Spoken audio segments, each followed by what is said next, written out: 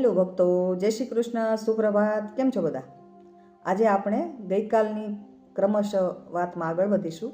એ પહેલાં પ્રાર્થના કરી લઈએ. શ્રી ગણેશાય નમઃ. શ્રી જાનકી વલ્લભો વિજયતે. ઓમ ઉમા મહેશ્વરાભ્યામ નમઃ. ઓમ શચિપુરંદરાભ્યામ નમઃ. ઓમ વાણી હિરણ્ય ગર્ભાભ્યામ નમઃ. ઓમ શ્રી લક્ષ્મી નારાયણાભ્યામ નમો નમઃ. શ્રી વિષ્ણવે નમઃ. તો ભક્તો, આપણે વાત કરીએ. આજે ગઈકાલે આપણે શંખ વિશે વાત કરી. આજે આપણે વાત કરીશું સુદર્શન ચક્ર અને ગદા. સુદર્શન ચક્ર જે છે એ સતત ફરતું હોય છે. તો સુદર્શન ચક્રનો અર્થ શું થાય છે? સુદર્શન ચક્ર સમયનું પ્રતીક છે. સમય સતત ફરતો રહે છે. સમય ક્યારેય કોઈના માટે રોકાતો નથી. આ સનાતન સત્ય સુદર્શન વ્યક્ત કરે છે. એ સિવાય આ સુદર્શન જે છે એ જે અધર્મીઓ છે, જે પાપીઓ છે એનો નાશ કરે છે. એટલે સુદર્શન એ અધર્મનો નાશ કરનારું છે, જ્ઞાનનું પ્રતીક છે.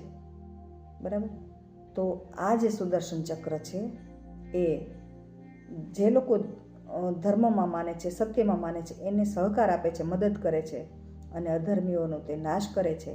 અને વૈકુંઠમાં એ સુદર્શન ચોકીવેરો પણ કરે છે ભગવાનનો.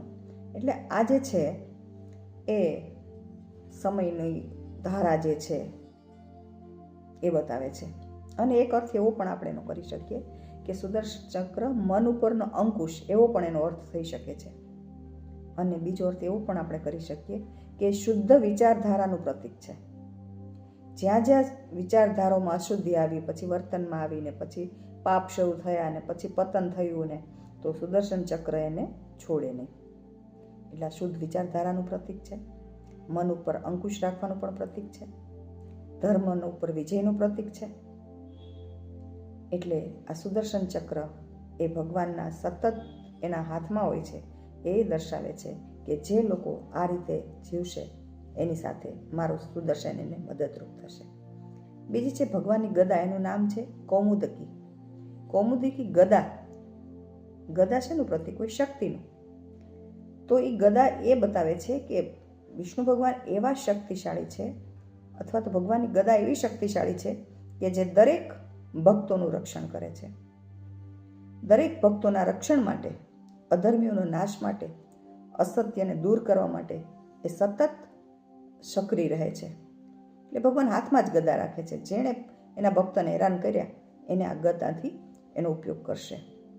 એટલે આમ, અને ગદા, ભગવાનની ગદા મોટાભાગે આપણી અંદર રહેલા અહંકારનો નાશ કરે છે. એટલે એ અહંકાર નાશનું પણ પ્રતીક કહી શકાય. અને એમ પણ કહી શકાય કે ગદા એ ન્યાયનું પ્રતીક છે. ગદા હંમેશા ન્યાય કરે છે. બરાબર છે?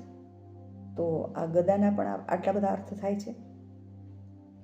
શંખ જોઈ લીધું, ગદા, સુદર્શન, અને હવે આવશે પદ્મ. પદ્મ એટલે કમળ. ભગવાનના હાથમાં સતત કમળ હોય છે. આ કમળ શેનું પ્રતીક છે? નિર્લેપતાનું પ્રતીક છે. ભગવાન બધામાં છે અને છતાં કોઈનામાં નથી. અથવા તો ભગવાનને કૃષ્ણ અવતાર લીધો કે રામ અવતાર લીધો, એ બધું જ વ્યવહારો કરે છે, સંસારમાં જીવે છે, છતાં ક્યાંય અલિપ્ત રહેતા નથી. કેવી રીતે? તો કમળની જેમ. અને સંસારની કોઈ પણ માયા, મોહ માયા, એની અસર થતી નથી. તો આપણે પણ ભગવાનના કમળ ઉપરથી, પદ્મ ઉપરથી એ સમજવાનું છે કે આપણે પણ થોડા નિર્મોહી રહી શકીએ. આ સંસારરૂપી કીચડમાં રહ્યા પછી પણ આપણે એમાં અલિપ્ત રહી શકીએ, આસક્તિ વગરના રહી શકીએ, અને મનને ક્યાંય ચોંટાડી નહીં, અને આપણી બધી જ ફરજ અને કર્તવ્ય પૂરા કરીએ. કાર્યો દરેક કરીએ, પરંતુ ક્યાંય મન ચોંટાડ્યા વગર એ આપણે કર્મ કરી ઈશ્વરને સમર્પિત કરી દઈએ.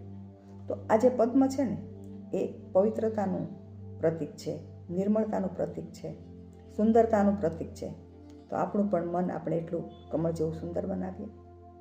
અને આ જે કમળ છે એ કમળ લક્ષ્મીજી કમળ ઉપર બિરાજમાન છે. પદ્માસને સ્થિતિ દેવી, લક્ષ્મીજી પદ્મ ઉપર, કમળ ઉપર સ્થિત થયેલા છે, બેસેલા છે. એટલે કમળ એ લક્ષ્મીનું પ્રતીક પણ છે અને આપણને લક્ષ્મીજી પણ આપણી ઉપર પ્રસન્ન થાય છે જો આપણે કમળવત જીવીએ તો. જળ કમળવત જીવતા આપણે શીખવું જોઈએ. તો વિષ્ણુ ભગવાનના આ બધા જે હથિયારો છે એના આવા અર્થ થાય છે. કારણ કે તો આપણે એવું સમજીએ કે શંખ જ્ઞાન આપે છે, ચક્ર કાળનું પ્રતીક છે, ગદા શિસ્ત શીખવાડે છે અને કમળ શું આપે છે? શાંતિ અને મોક્ષનો રસ્તો, મોક્ષનો માર્ગ બતાવે છે. કમળની જેમ જેમ આપણે જો જીવીએ તો ચોક્કસ આપણે મોક્ષ સુધી પહોંચી શકીએ. બરાબર ને? તો આજે આપણે આ વાત પૂરી કરીએ પ્રાર્થના સાથે. શાંતાકારમ ભુજગશયનમ પદ્મનાભમ સુરેશમ વિશ્વાધારમ ગગન સદૃશમ મેઘવર્ણમ શુભાંગમ લક્ષ્મીકાંતં કમલનયનૈ યોગીભિર્ધ્યાનગમ્યમ વંદે વિષ્ણું ભવભયહરમ સર્વલોકૈકનાથમ. શ્રી પરમાત્માને નમઃ. પરમાત્માના ચરણોમાં આજનો ઉપક્રમ અર્પિત કરી આપણે કાલે ફરીવાર મળીશું. ત્યાં સુધી સૌને જય શ્રી કૃષ્ણ. આવજો.